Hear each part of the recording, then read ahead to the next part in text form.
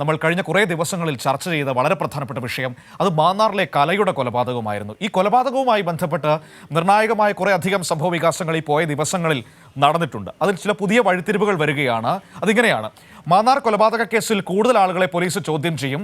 മൃതദേഹം നേരിൽ കണ്ട കൂടുതൽ സാക്ഷികൾ രംഗത്ത് വന്നതോടെയാണ് ഇവരെ ചോദ്യം ചെയ്യാൻ അന്വേഷണ സംഘം തീരുമാനിച്ചത്.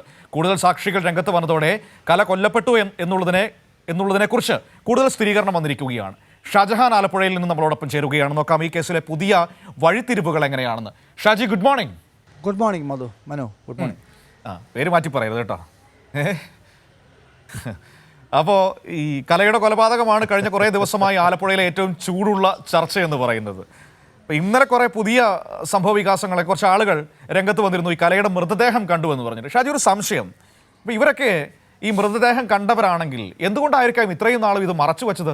15 വർഷം മുമ്പ് നടന്ന സംഭവമല്ലേ? ഇത് നേരത്തെ അവർ പോലീസിൽ പറഞ്ഞിരുന്നെങ്കിൽ ഈ പ്രതികളെ ശിക്ഷിക്കാമായിരുന്നല്ലോ.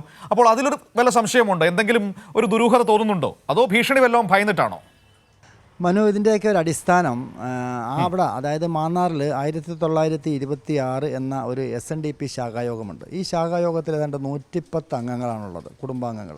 അതിലൊരു വിഭാഗം ഒരാളുടെ കീഴിലും മറ്റു വിഭാഗം ഇപ്പോൾ ഈ അനിലിൻ്റെ ടീമിൻ്റെ കയ്യിലാണ്. അപ്പോൾ കൂടുതലുള്ളത് 70ഓളം വരുന്ന അംഗങ്ങളുള്ളത് ഒരാളുടെ കയ്യിലാണ്.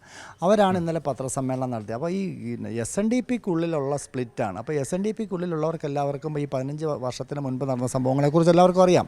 പക്ഷേ അവർ തമ്മിലുള്ളൊരു സ്പ്ലിറ്റ് രൂക്ഷമായപ്പോൾ ഊമക്കത്തയക്കുകയും അതിനുശേഷം ഈ സാധനങ്ങളൊക്കെ ഡെവലപ്പ് ചെയ്ത് വരികയാണ്. അപ്പം സ്വാഭാവികമായിട്ടും ഇവരൊക്കെ ഈ കേസിൽ പ്രതിയാകും. കാര്യം സാധാരണ നമുക്കറിയാം, ഒരു കൊലക്കുറ്റം ചെയ്യുന്നത് പോലെ തന്നെയാണ് അത് ഒളിപ്പിച്ച് വെക്കുന്നതും അത് സമാനമായ രീതിയിലുള്ള കുറ്റം തന്നെയാണ്. പക്ഷേ ഇപ്പോഴാണ് ഇവരൊക്കെ തന്നെ പുണ്യാളന്മാരായിട്ട് വെളിപ്പെടുത്തലുകളുമായിട്ട് രംഗത്ത് വരുന്നത്. സാധാരണ സ്വന്തമായിട്ട് പോലീസ് അന്വേഷിച്ച് കണ്ടുപിടിച്ചൊരു കേസാണത്. പക്ഷേ ആ കേസ് അന്വേഷിച്ച് കണ്ടുപിടിച്ച് പോലീസ് മുൻപോട്ട് പോകുമ്പോൾ ഈ കേസിൽ കൊലപാതകം നടന്നതിന് 15 വർഷങ്ങൾക്ക് ശേഷം ഞാൻ കണ്ടായിരുന്നു, അതിന് അനിലുണ്ടായിരുന്നു, അല്ലെങ്കിൽ അതിൻ്റെ അകത്ത് ഈ ഉൾപ്പെട്ടിട്ടുള്ളവരൊക്കെ ഉണ്ടായിരുന്നു എന്നൊക്കെ പറഞ്ഞ് വരുമ്പോൾ ഇനിയിപ്പോൾ പോലീസ് നടത്താൻ പോകുന്ന കാര്യം ഇവരെയൊക്കെ തന്നെ ഇനി വിശദമായിട്ടൊന്നും കൂടെ ചോദ്യം ചെയ്യും. കാര്യം ഇതിൻ്റെ അകത്ത് ഇനി എത്രത്തോളം പേർക്ക് ഇതിൻ്റെ അകത്ത് പങ്കുണ്ട്. കാര്യം ഒരു പങ്കില്ലാത്ത ഒരാൾക്ക്, സാധാരണ ഒരു കച്ചവടം നടത്തിക്കൊണ്ടിരിക്കുന്ന ഒരാൾക്ക് എങ്ങനെ ഈ കേസുമായി ബന്ധപ്പെട്ട് ഉൾപ്പെടാൻ കഴിയും? അല്ലെങ്കിൽ അയാളെ കൊണ്ടുവന്ന് എന്തുകൊണ്ട് ഇത് കാണിക്കണം? കാര്യം അയാളെ കൂടെ കാണിക്കണമെന്നുണ്ടെങ്കിൽ അയാൾക്ക് ഏതെങ്കിലും തരത്തിൽ ഇതിൻ്റെ അകത്ത് ബന്ധമുണ്ടാവും. ചുമ്മാ കട തുറന്ന് വെച്ചിരിക്കുന്ന ഒരാളെ വിളിച്ചിട്ട് ഒരു ബോഡിയുണ്ട്, വണ്ടിക്കകത്ത് ഇരിപ്പുണ്ട് എന്ന് പറഞ്ഞിട്ട് കാണിക്കുമ്പോഴത്തേക്ക് അതിലൊക്കെ ഒരുപാട് സംശയങ്ങളുണ്ട്. അതിപ്പോൾ ഈ വരുന്ന മണിക്കൂറുകളിൽ കാര്യം ഞാൻ മനസ്സിലാക്കുന്നത്, അതുകൊണ്ടാണ് ഞാനും ആ സംശയം ചോദിച്ചത്. അതുകൊണ്ടാണ് ഷാജി. കാരണം ഇതിനിടയിൽ ഒരാൾ പറഞ്ഞത് കേട്ടിരുന്നു, ഞാൻ ആ മൃതദേഹം കണ്ടിരുന്നു, എവിടെ മറവ് ചെയ്യണമെന്നൊക്കെ എന്നോട് സംശയം ചോദിച്ചിരുന്നു എന്നൊക്കെ ഒരാൾ പറഞ്ഞത് ഞാൻ കേട്ടിരുന്നു. അപ്പോൾ ഇതൊക്കെ കേൾക്കുമ്പോൾ സ്വാഭാവികമായിട്ടും ഷാജി പറഞ്ഞതുപോലെ വഴി നീളെ നടന്നിട്ട് ഈ മൃതദേഹം എവിടെ മറവ് ചെയ്യണമെന്ന് ചോദിച്ചുകൊണ്ടൊരു കൊലപാതകം നടക്കത്തില്ലല്ലോ. തീർച്ചയായിട്ടും. കാരണം ഇതിൻ്റെ അകത്തൊക്കെ കുറേ അധികം ആൾക്കാർ ഉൾപ്പെട്ടിട്ടുണ്ട്. ഈ എന്തായാലും കല കൊല്ലപ്പെട്ടു എന്നുള്ളതിനുള്ള സ്ഥിരീകരണം വന്നിട്ടുണ്ട്. പക്ഷേ കലയുടെ മൃതദേഹം കിട്ടിയിട്ടില്ല. അതിന് അനിൽ നാട്ടിൽ വരേണ്ടത് വളരെ അടിയന്തരമായിട്ടുള്ളൊരാവശ്യം പോലീസിൻ്റെ തന്നെയാണ്. അവർ അന്വേഷണം നടത്തുന്നുണ്ട്. ഇപ്പോൾ പോലീസിൻ്റെ കസ്റ്റഡിയിലിരിക്കുന്ന പ്രതികളെയൊക്കെ തന്നെ 8-ാം തീയതി കോടതിയിൽ ഹാജരാക്കും. ഇന്നിപ്പോൾ കോടതിയിൽ ഹാജരാക്കും. കാര്യം അവരുടെ കസ്റ്റഡി കാലാവധി കഴിഞ്ഞ് ഇനിയിപ്പോൾ അവർ റിമാൻഡിൽ പോകും.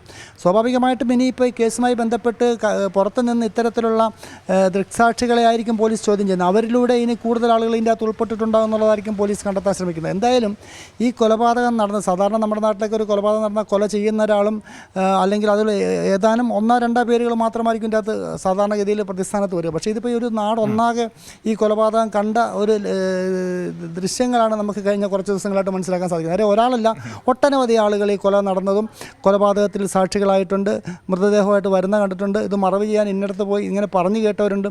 ഇവരാരും തന്നെ ഇക്കാര്യം ഈ 15 വർഷത്തിനിടയ്ക്ക് പോലീസിനോട് പറഞ്ഞിട്ടില്ല എന്നുള്ളതാണ് നമുക്ക് സംശയിക്കുന്നത്. മാത്രമല്ല, ഇങ്ങനെയുള്ള ഉത്തരവാദിത്തപ്പെട്ട സ്ഥലങ്ങളിൽ ഇരിക്കേണ്ടവർ നേരിട്ട് പോലീസിനെ വിവരം അറിയിക്കുക ചെയ്യേണ്ടത്.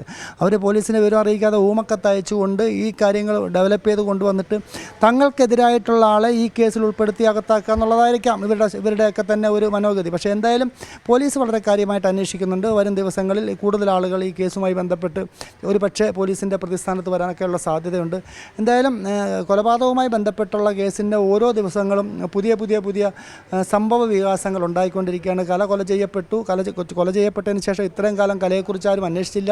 കഴിഞ്ഞ ദിവസം അവിടെ ചില സംഘടനകളൊക്കെ തന്നെ കലയുടെ കൊലയാളികളെ പിടികൂടണമെന്നും പറഞ്ഞ് പ്രതിഷേധം നടത്തുന്നത് കണ്ടു. പക്ഷേ ഇത്രയും കാലം കല എന്ന പെൺകുട്ടിയെ കാണാതായിട്ട് ആർക്കും ഒരു പ്രതിഷേധം ഉണ്ടായിരുന്നില്ല. പക്ഷേ പോലീസ് അന്വേഷിച്ച് ഏതാണ്ട് ഒരാഴ്ച കഴിഞ്ഞതേ ഉള്ളൂ, അല്ലെങ്കിൽ 2 ആഴ്ച ആയിട്ടേ ഉള്ളൂ.